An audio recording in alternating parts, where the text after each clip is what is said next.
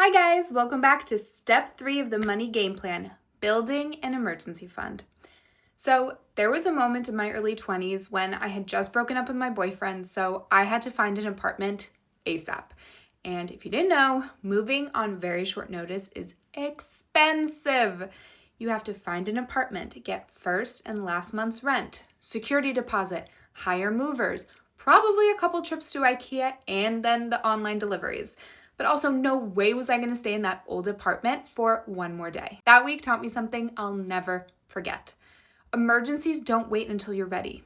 They don't care if rent is due or your paycheck is still 5 days away. That's why on today's video, step 3 of the money game plan is all about building an emergency fund. Hi, I'm Emily, your big sister in finance and the founder of Soro, where we make personal finance clear, relatable, and actually useful for young women figuring out life and money together. We're here to build strength, not shame. And there's nothing more powerful than knowing you can cover your own emergencies, no matter what life throws your way. If this is something you're into, hit the like and subscribe button and welcome to Soro. So what is an emergency fund and why is it even important? All right, so let's get into it. An emergency fund is a cash buffer that protects you when the unexpected hits. This isn't just money sitting in a savings account, it's peace of mind and flexibility. An emergency fund keeps you safe, gives you options, and protects your future. And I want you to really feel what that means. It keeps you safe so if your boss crosses a line at work or the environment becomes toxic, having an emergency fund means you can walk away. You don't have to stay in unhealthy situations just because you need a paycheck. It gives you options, which is another way of saying it gives you power. What if you were to lose your job? Rather than panicking and accepting whatever new job comes your way, your emergency fund becomes your yes fund and the thing that lets you choose what's right for you, not just what you can afford. You're giving yourself these options and that breathing room. And finally, it protects your future. Because when you don't have a financial cushion, emergencies don't just knock you down, they keep you down. If you end up putting surprise expenses on a credit card, that debt can linger for months or even years, costing you so much more over time. An emergency fund breaks that cycle. It keeps your goals on track, and whether that's paying off debt, investing, saving for a home, or building a future you're excited about. Because when you don't have one, every small crisis becomes a massive setback. And here's something important that you should remember.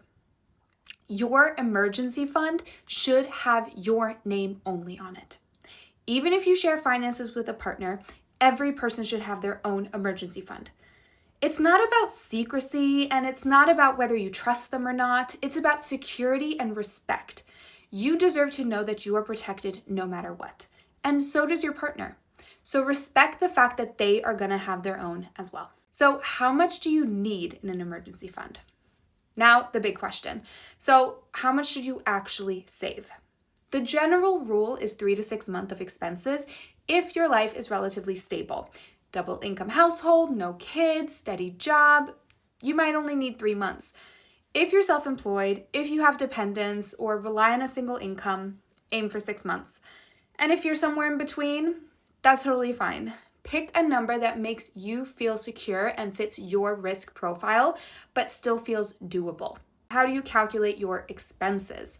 To figure out how much you need, let's do a little math. Start by making sure you can cover all your insurance deductibles, health, car, renters, homeowners, etc. Then list out your fixed costs, rent, mortgage, groceries, utilities, childcare, pet care, minimum debt payments, and transportation. This is going to include the car payments, insurance, and gas. And a few small comforts too. Your Netflix, your gym membership, a takeout night once a week. We're not we're not saving up for a trip to Disney World here, but we're also not going full apocalypse mode either.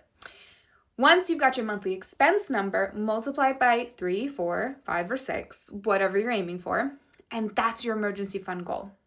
And remember, this is one of those goals where progress matters more than perfection. Saving 1 month's worth is a big win and better than no month. So let yourself be proud of that. All right, so when do you actually use it? What constitutes an emergency? All right, so now you've got this sacred pile of cash. How do you know when it's actually okay to use it? Ask yourself 3 questions. Is it necessary? Is it urgent? Is it unexpected? A flat tire, a broken phone when it's your lifeline to work, a surprise vet bill? Yeah, that's what the money's for.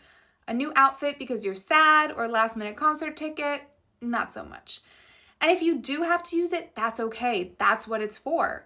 Just make a priority to build it back up afterwards. And where should you put it? So your emergency fund needs to live in a high yield savings account. What is a high yield savings account, also known as HYSA when typed out, is a type of savings account that pays you significantly higher interest rate than a traditional savings account, often 10 to 15 times more. Yay, free money!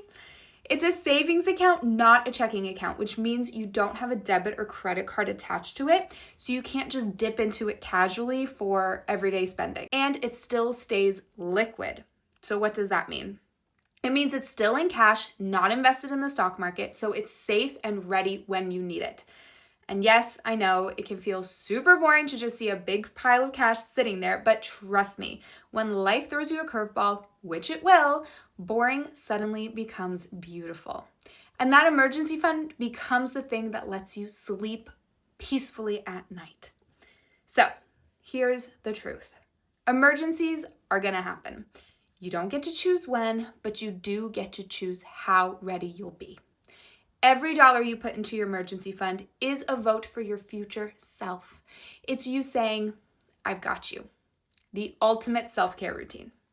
So today, take that next step. Start building that cushion. Even if it's $20 a week, even if you're starting from zero, you are not behind, you are just beginning. And that is something to celebrate.